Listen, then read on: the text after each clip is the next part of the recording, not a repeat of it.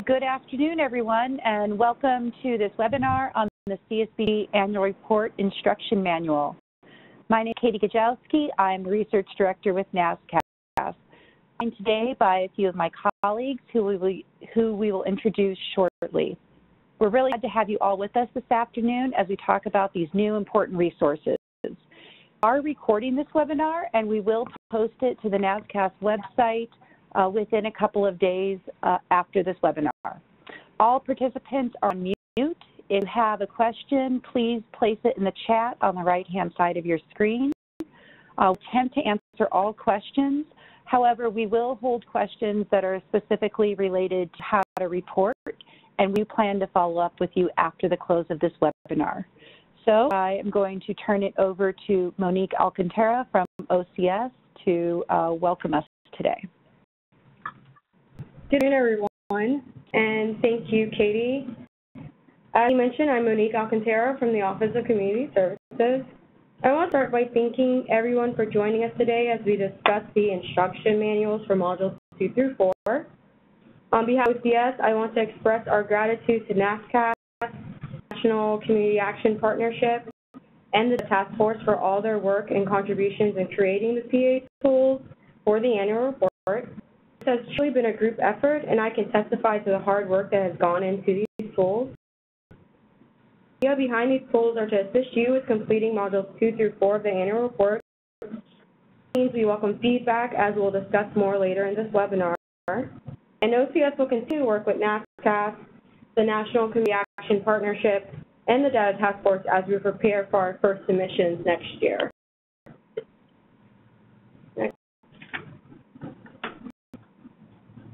Today we have presenting Katie Kujawski, the Research Director from NASCAS, Jackie Moore, the CSBG State Assistance Director of NASCAS, Jar Parker, the Director of Training and Technical Assistance at the National Community Action Partnership, Barbara Nees, the Director of ANCRT, and myself. And with that, I will hand it off to Jackie. Great. Thank you, Monique, and welcome, everybody. This is Jackie at NASCAS, and I'll go through the goals for this webinar. So we're going to talk about the process and the development of the CSBG Annual Report Instruction Manuals. We are going to walk through highlights of each of the manuals. As Monique just said, we're going to be discussing each of the instruction manuals for Modules 2, 3, and 4. We're going to showcase to you how to use the manuals and in particular items that we think you should pay attention to. I do want to let you know that any questions they may have that could be specific to reporting, we're not going to be able to answer during this specific webinar. As we said, this webinar is really to walk through the instruction manuals and show to you how to use them. So on to the next slide. We're going to give you, there we are, the Community Services block grant. You can see that's IM 152 dated January 19th, 2017, and IM 152 I believe was released and announced the implementation for the new CSBG annual report, and it provided guidance on not only the implementation but the timelines for submission of the annual report. Funding year 2017 data was submitted in March of 2018, and that was the last submission of the CSBG IS data. Beginning in January of 18, all agencies are now collecting data for the annual report, and the first submission of Modules 2 through 4 will be on March 31st, 2019. That will cover funding year 2018. Some of you may have seen this slide before. So these are the modules that are contained in the annual report. So Module 1 is the State Administration module, and states began submitting in March of 2017. So states have now submitted Module 1 in, actually it was April of 2017 because OCS gave states an extra week to report in 2017, so that was the first submission. And in March of 2018 was the second submission. And then you can see Module 2 contains the CSB eligible entity, expenditures, capacity, and resources. And all community action agencies will submit funding year 18 data to state offices in 2019, and states will submit to OCS that data in March of 2019. And follows through also for modules 3 and 4.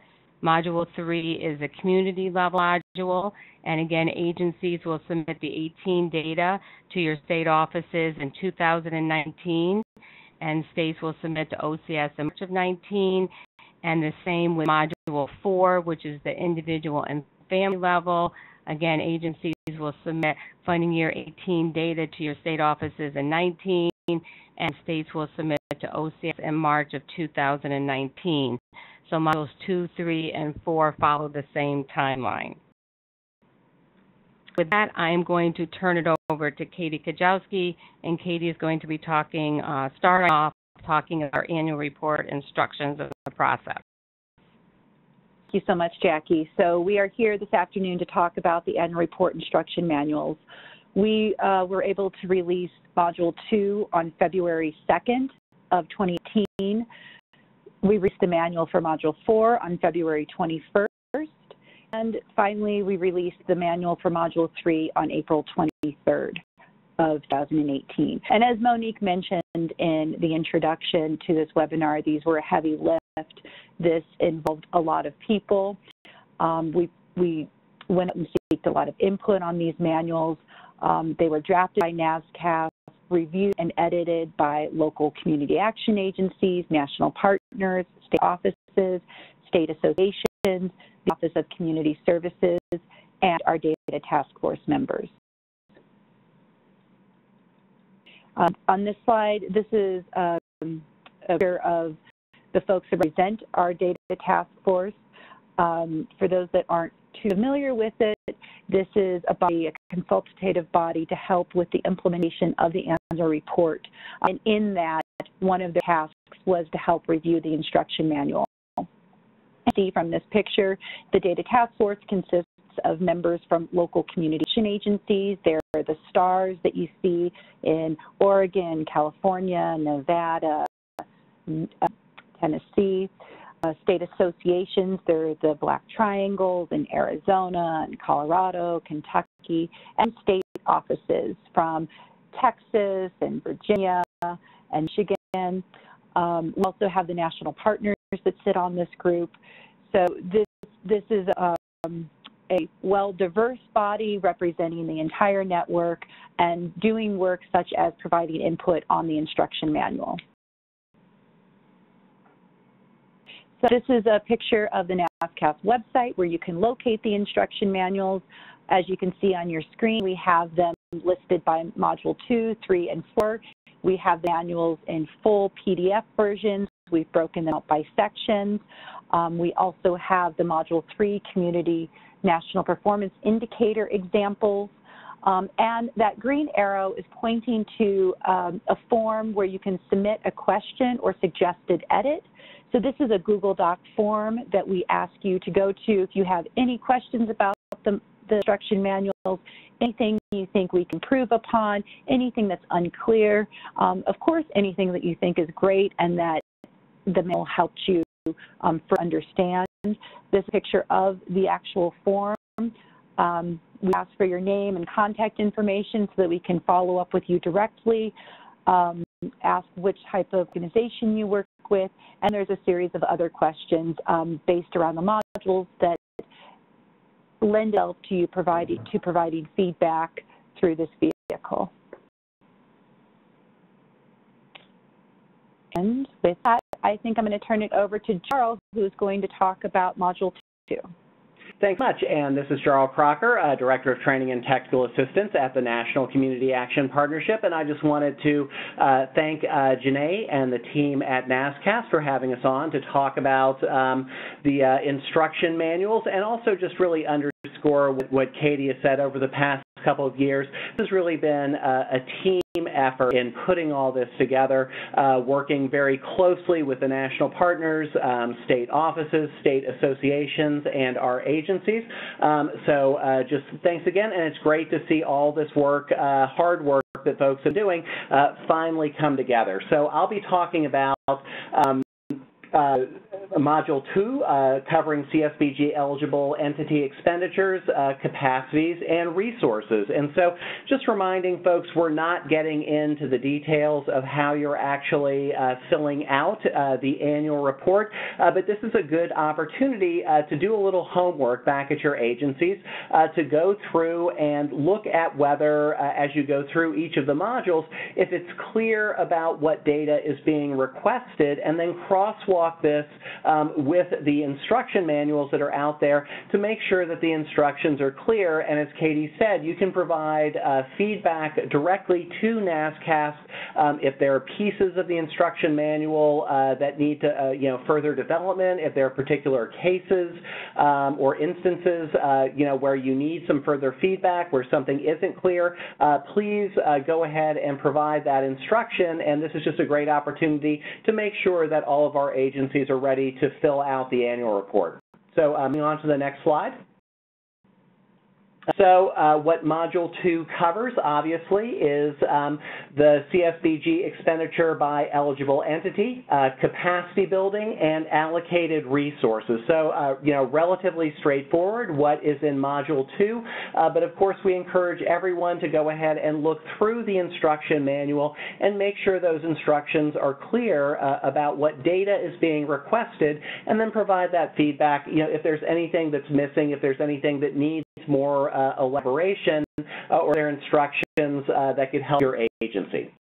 So moving to the next slide. So what is being requested in Module 2? There are three things primarily. It provides definitions that answer common questions about expenditure domains. Within the instruction manual, there are also hyperlinks with associated guidance. So it's a great opportunity to dig a little bit deeper and make sure that any questions you have about how to provide the data is clearly answered. And again, there's that opportunity to provide feedback if there's anything missing or if you have any questions about how to fill out the annual report. And of course, the instruction manual also provides examples of activities that might be reported in Module 2. So again, it's just a good way to go through, do a little homework, make sure it's clear about what data is being requested, and then again, if there's anything that's unclear or if you need additional instructions, you can go ahead and provide that feedback. So now, I'm providing you with some specific examples. So as you see, Module 2 begins with a number of items. So what you see up on the screen in front of you is the description and explanation of linkages. So it talks specifically about expenditure domains. And so if you just read through that, again, it's a good example of how you can take a look at the description in the instruction manual, make sure that it clearly explains what data is being requested. And again, if there's anything missing, if there's anything unclear, you still have that opportunity to provide that feedback, to request additional clarification, additional instruction.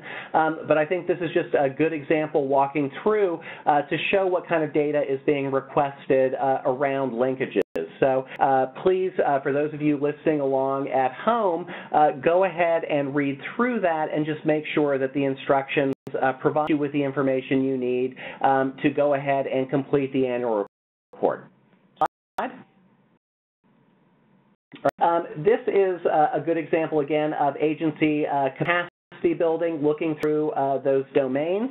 So this would be an opportunity for you to read through those instructions, make sure that they are clear in terms of how they're describing the information that you're going to provide for Module 2. And then, again, if there's anything missing, if there's any specific instances that need additional elaboration, you can request an additional hyperlink, an additional explanation here.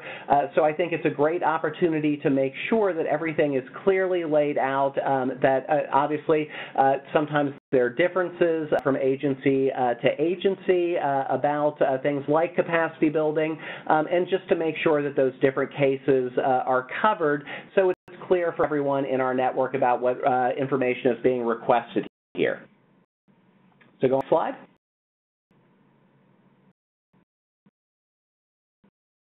All right, this is a concrete example, again, of some of the data that's going to be requested in the annual report. So this is, another example of what you can do in terms of homework back at your agency. So you see it's asking about the number of hours of board members that are spent in capacity building activities. I think that's relatively straightforward. It also asks for the hours of agency staff that are spent in capacity building activities.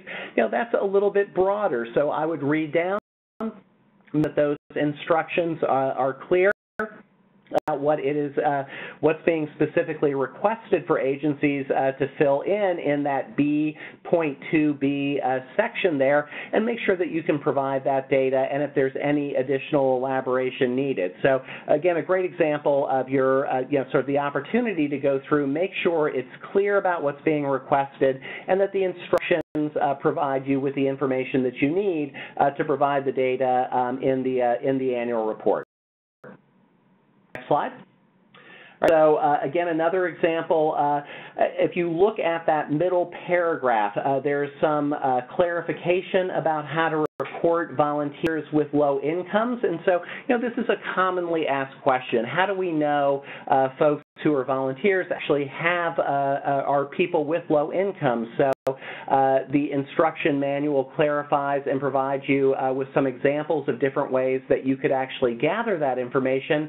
So you would read through this, see if it covers your questions about how to gather and report that information, and then if there's anything missing, if you need additional clarity, you can provide that feedback directly to NASCAS to make sure they build out that question to provide agencies with what they need in order to actually provide that data.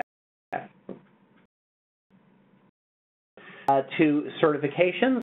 Again, another example, what you see on the screen in front of you is definitions of different certifications that are commonly used by agencies. So it covers things like nationally certified Roma trainers, Roma implementers, certified community action professionals, and staff with child development certification. Now, I know at the partnership, I manage a program called our Pathways to Excellence program. And associated with Pathways, we have peer reviewers who are certified through a 2-day training that we offer at our annual convention. So I would note that Pathways peer reviewers are not included in this certification. So if you go on to the next slide, however, what you see is there's an option to provide other certifications. So if you have staff with certifications that weren't covered in that previous slide, what you can do is enter that information here. And what you're looking for is just to make sure that the instructions are clear, that if you have staff with additional certifications, you're clear about where you would enter that. And so I think that's just another example of making sure that the instruction manuals are covering the kind of data that you're going to be reporting at the agency level. Next slide. Next, you can cover, this is an example of allocated resources. So this is instructions on how you would report on those allocated resources in Module 2, Section C. So you want to read through those instructions, make sure that they cover the different types of resources that your agency is accessing. I think this is an example of, sort of one of the topics that's a little bit more complicated, since obviously our agencies access a wide variety of resources. So you would want to make sure that those instructions cover the different resources that you are drawing down and otherwise accessing as an agency, and that it provides clear instructions about how you would report that in the annual report. So, again, just another example of the type of homework we're hoping folks do, making sure that it's clear what the annual report is asking for and that the instruction manuals are covering all those different cases, those unique types of instances, since obviously, our network is fairly diverse in terms of the type of resources that it's able to draw down, the type of certifications that staff might have. So again, just a great opportunity to make sure that those instructions are clear and it's covering the type of information that you need to be able to provide that data as part of the annual report. So that is everything for Module 2, so I'm going to turn it over to cover community level reporting. Cheryl, it's Barb Mooney, and I'm going to be talking about the community level annual report instructions. These are the most recently released, and we've been quite a bit of anxiety out there about some of the community level reporting, and so we're going to just go through the instructions so that you can understand what to report on and get some ideas about what you find the information in the instruction manuals. Not everybody is doing the same kind of community level work. Working on homeless rates in your community or something like that. But the modules have been expanded. This module has been expanded to capture the network's community work.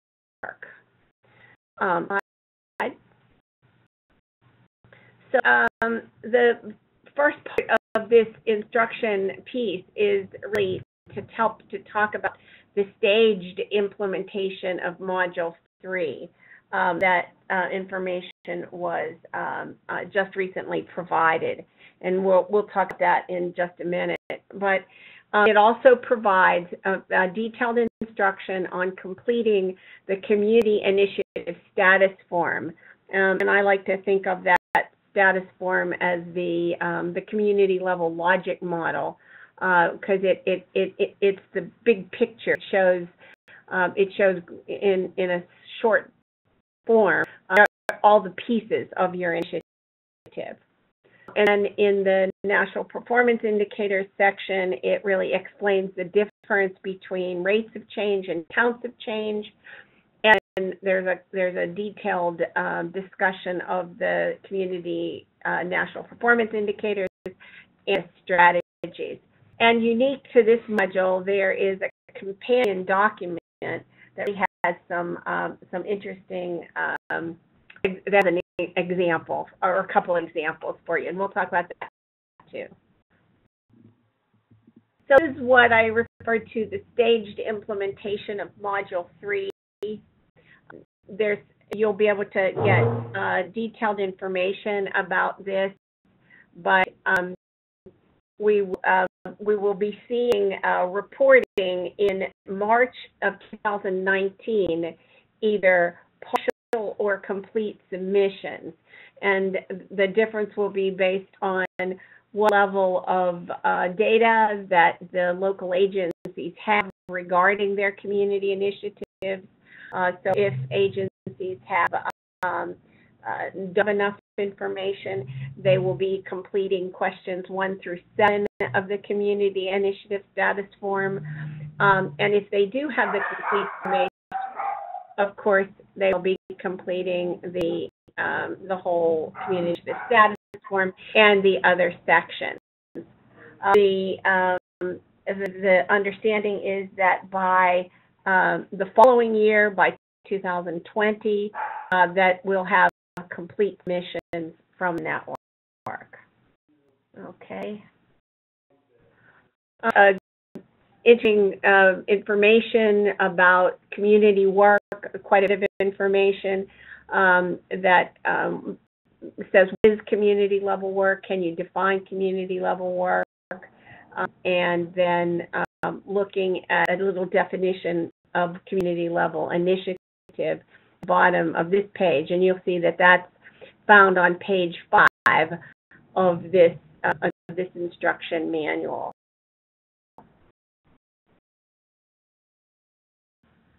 So report community level work. Again, this is page 6, a little excerpt from page 6, and it's saying that you're going to be reporting on initiatives that were started, continued, or completed in this fiscal year. And you're going to be reporting on initiatives in which your agency or the eligible entity is significantly involved. One of the questions that we get is when to talk about when to report an initiative, and I think an important point is made on this page that it's really about when you're engaged in something that have a goal for community level outcome.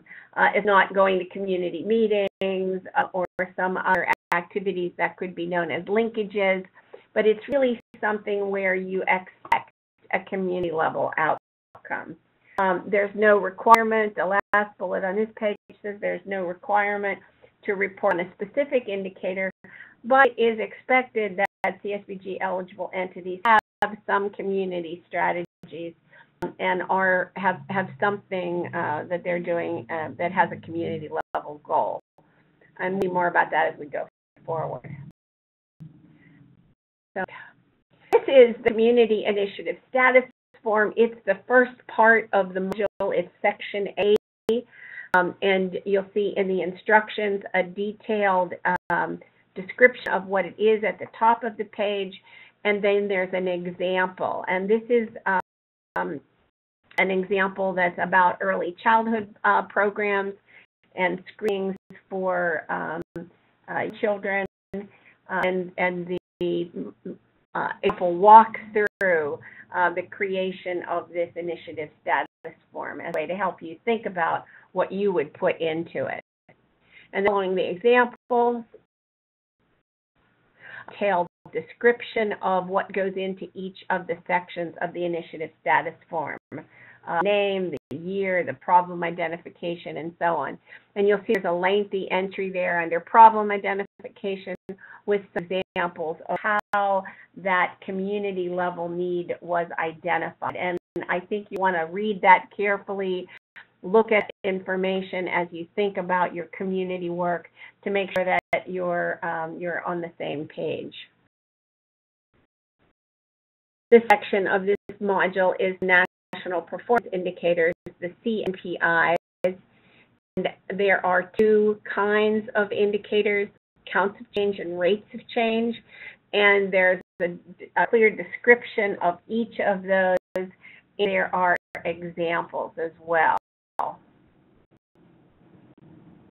And section is the community strategies list.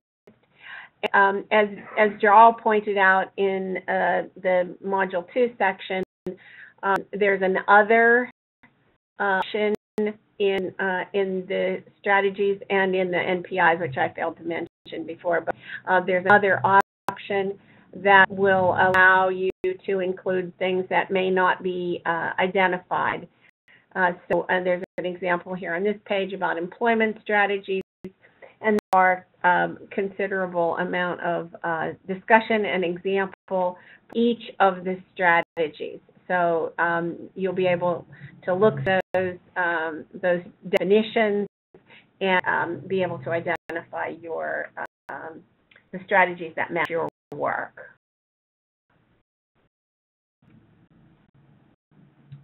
The companion document for Module 3 is also on the website, and you might miss it, so we have a little picture of the website. It's the instruction manual is there, and then under the instruction manual link for Module 3 is a little link there for the companion document. And in that document, there's some discussion about different kinds of community work, counts of change, and rates of change.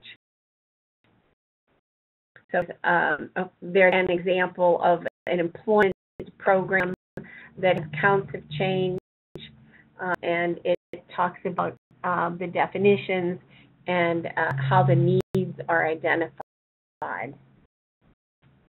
And in where it's rates of change, included in the example under the definition and notes, are some ideas, well, also in the example as well, there are some ideas about how to find the base rate, the baseline data that you can identify if you have had a rate of change.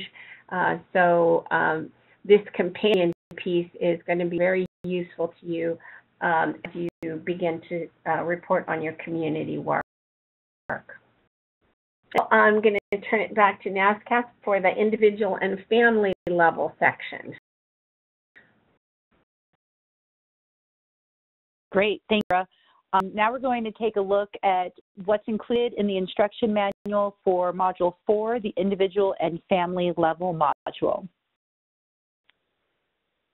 There are 3 sections to this module. Section A, individual and family national performance indicators. Section B, individual and family services. And Section C, the all characteristics report.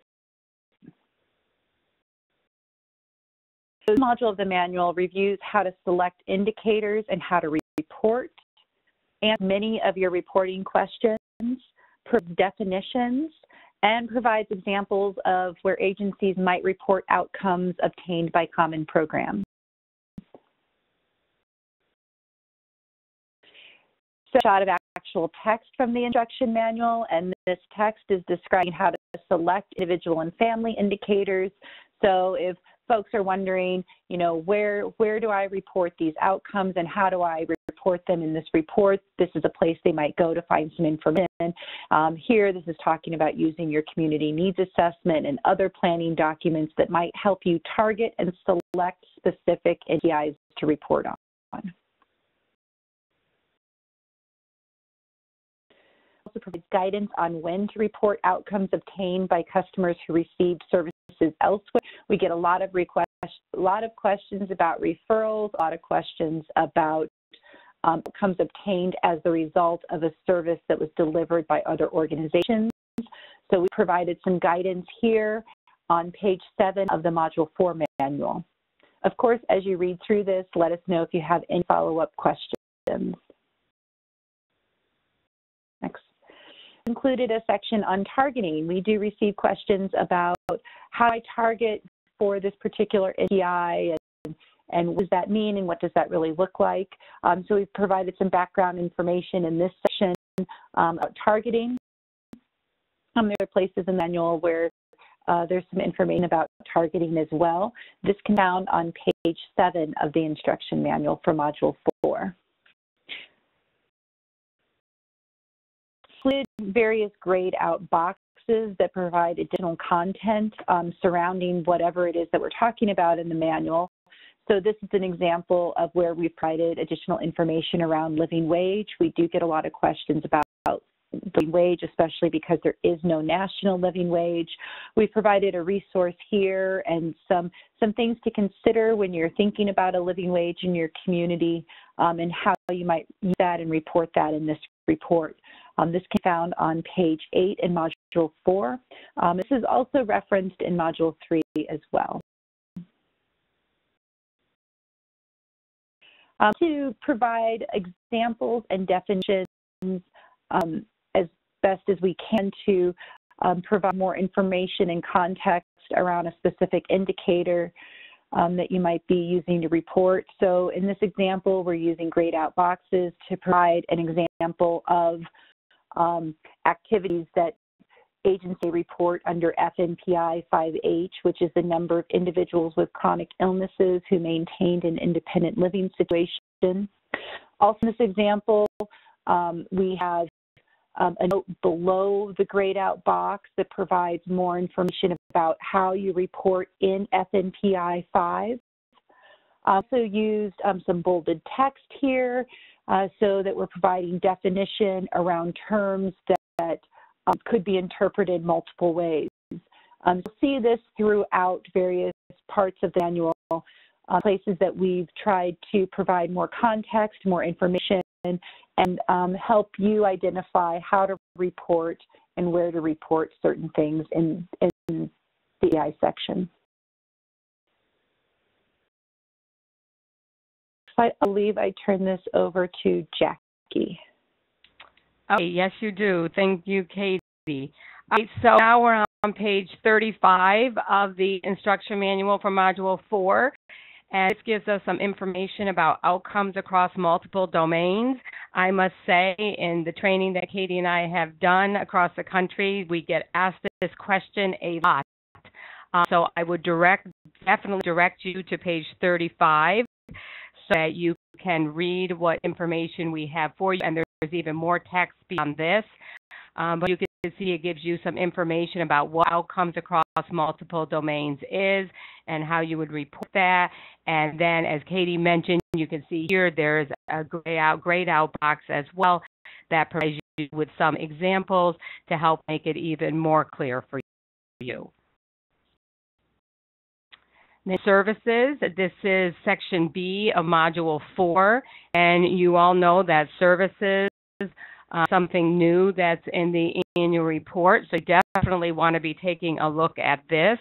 And you can see that bolded print that talks about unduplicated count.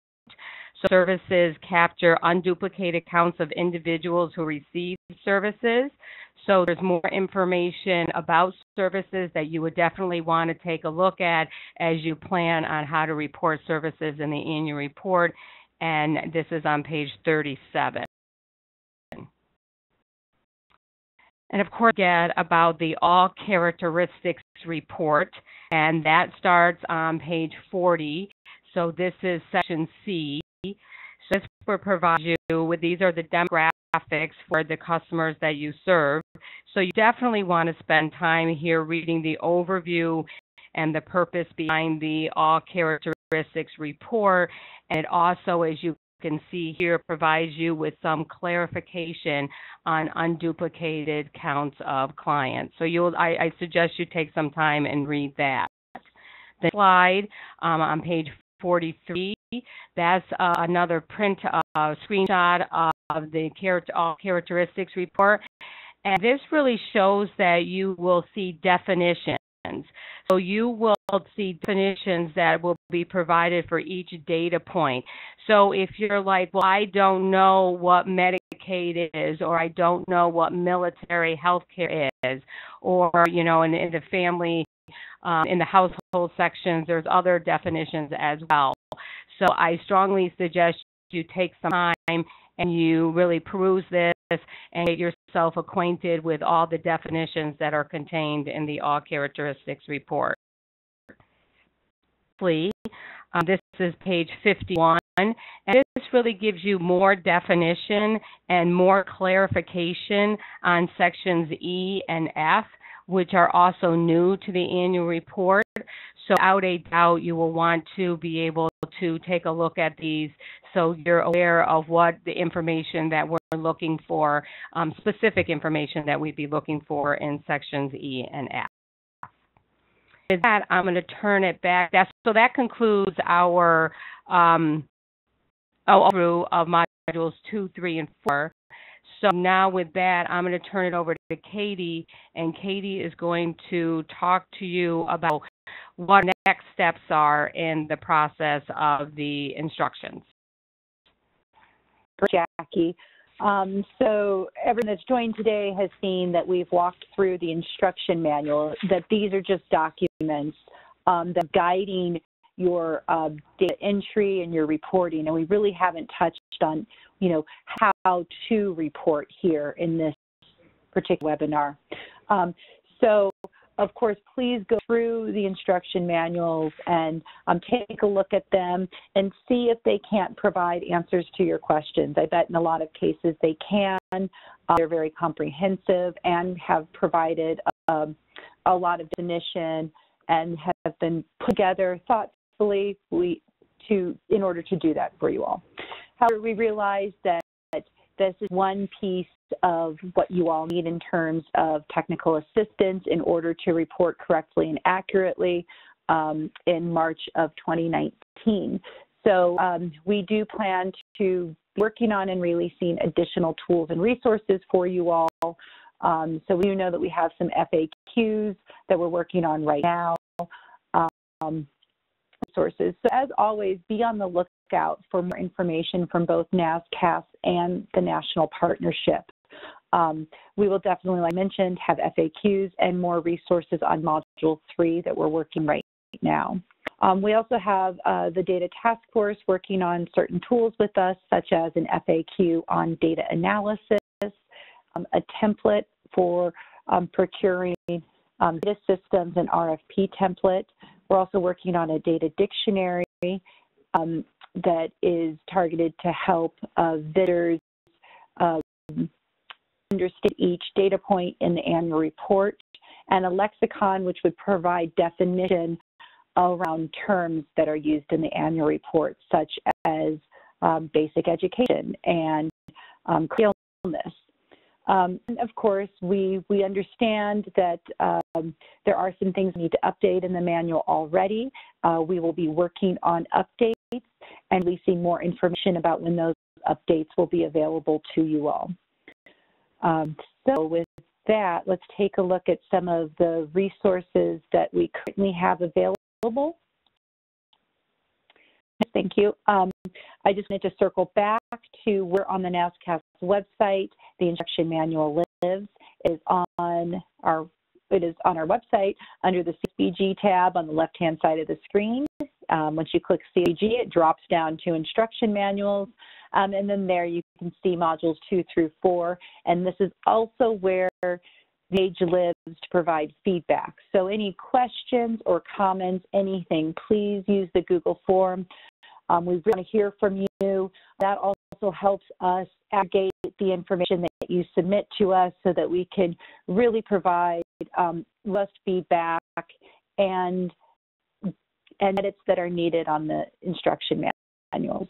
I'm going to turn it over to Jarl, who's going to talk about some resources that the partners has around the annual report. Thanks again, Katie. And so just wanted to make sure that everyone is aware of the resources that the partnership has been developing in collaboration with Barbara Mooney and the Association for Nationally Certified Roma Trainers. So what you see on your screen is the appropriate link on the partnership website. If you click on the Tools and Resources section and go down to the Roma Resources part, you can then access tools that we've developed for our Roma trainers and implementers around the Roma Next Generation curriculum. What we have specifically is a number of manuals for our trainers, Roma trainers and implementers, which are designed for them to go out and do additional capacity building work at their agencies or other agencies in our network. And so making sure that everybody knows that these guides are focused on understanding community level work, creating a local theory of change, and also both collecting and analyzing data. So these are really capacity building resources that our Roma trainers and implementers can access. These are designed to be adapted as appropriate for particular trainings, so they can be scaled up to do shorter trainings, half-day trainings, one-day trainings, whatever the need of the agency is. But we really think these pair very well with agencies preparing to provide that annual report data, and we'll be continuing to work answered to develop additional guides and resources, but just wanted to make sure that everybody was aware of what was available through the partnership and the Ansert website. There are also associated videos with how to use the guides, and we've also done videos for the national network on these resources. So there are a variety of resources that you can access directly. And of course, if you have any questions, please feel more than free to follow up directly with either myself or Barbara Mooney at Ansert. Simply a little bit more detail about the video series that is available.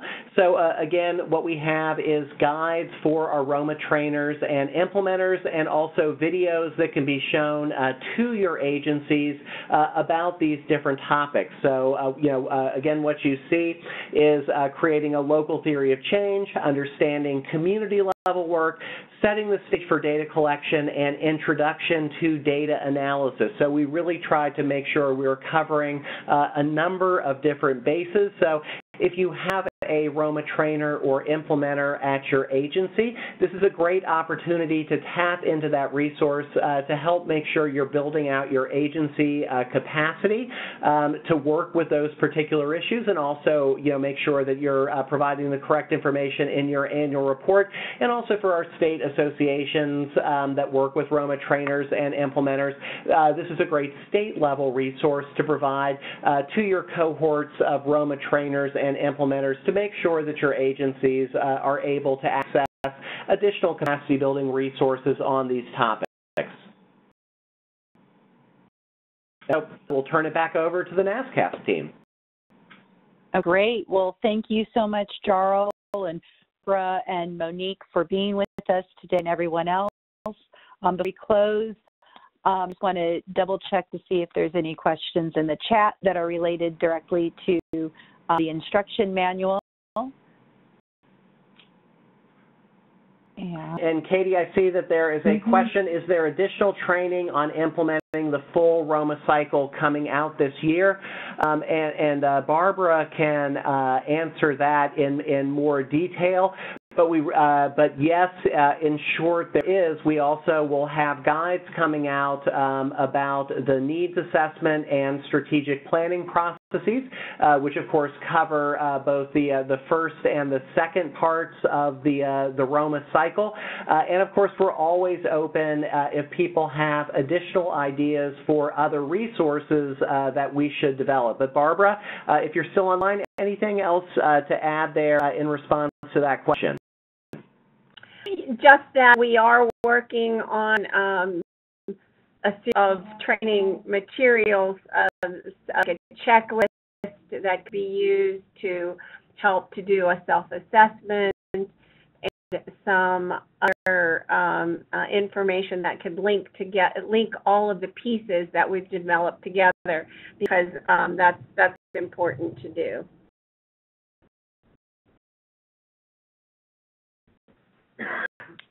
Great. Well, thank you. Thank you, everyone who has taken the time out of their day to join us this afternoon. The recording will be available within the next couple of days on the NASCAS website. I believe we send links to the registered. Be available on our website in the next couple of days. So again, thank you all for joining us this afternoon. Please feel free to follow up with any one of us with any questions, and we hope you all have a great afternoon.